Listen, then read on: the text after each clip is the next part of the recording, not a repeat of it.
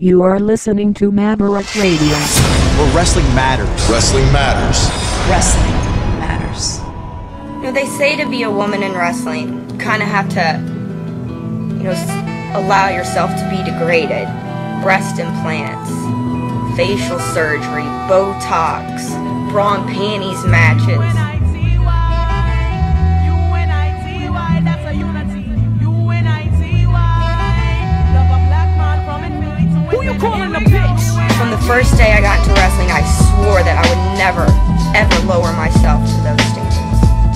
I've kept myself above that. In everything I do, the way I treat people, the way I wrestle, and the way I expect others to treat me.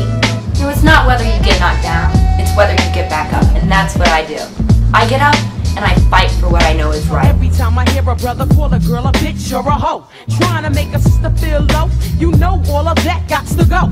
I want people and fans and everyone to know that, like, I'm not trying to be pretty, I'm not trying to be anything except for an athlete, and like focus on my wrestling, because that's like the most important thing to me, and I work really hard to be an athlete and stay in good shape and like do everything it takes to be a fighter. I don't want to be pretty and like wear makeup and like all this kind of stuff. Like, no, I want wrestling as a sport to be respected, and I want to be the female representative of that. He tried to break fly.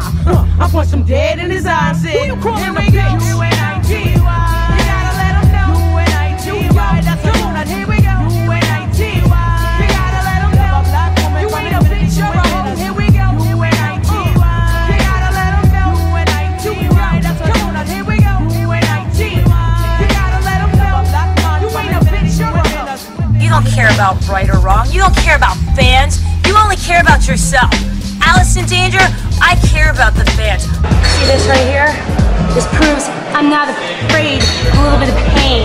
I'm not afraid of a little bit of suffering. I don't care who you throw at me. I will take on anyone, and I'm gonna ride a blaze of glory right to the top.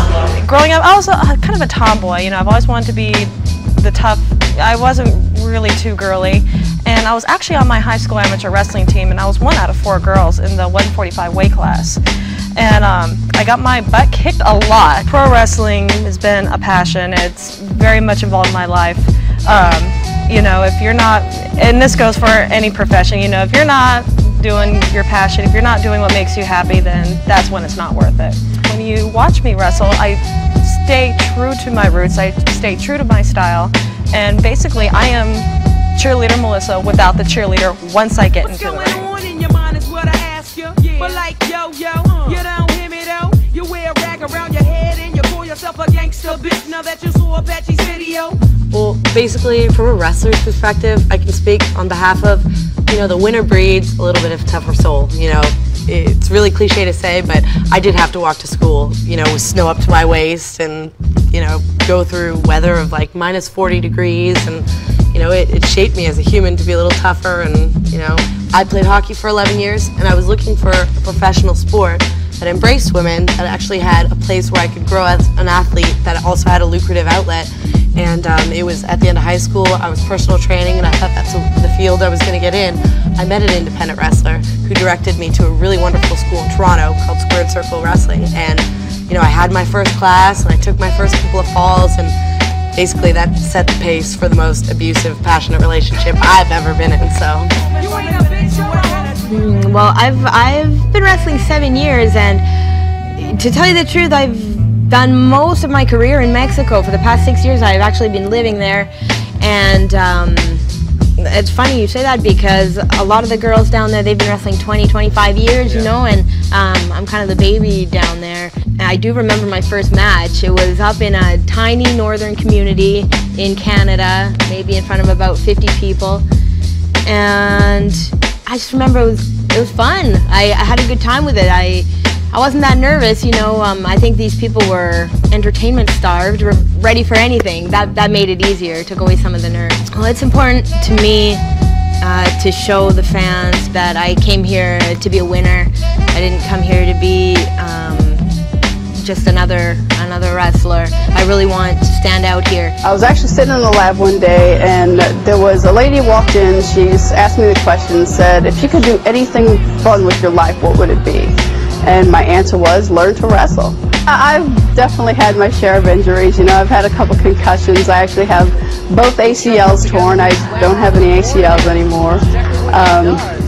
I've had a dislocated pinky. I've had both shoulders separated. I've had chunks bitten out of both sides of my tongue. You think time after time after time that you can get in the ring with Portia Perez, that somehow, miraculously, it's just going to get better? I may be smaller than some girls. I may be more cutesy than other people, but at least I always come back. I like to describe us as Barbie dolls that are tomboys, but we walk the walk and talk the talk.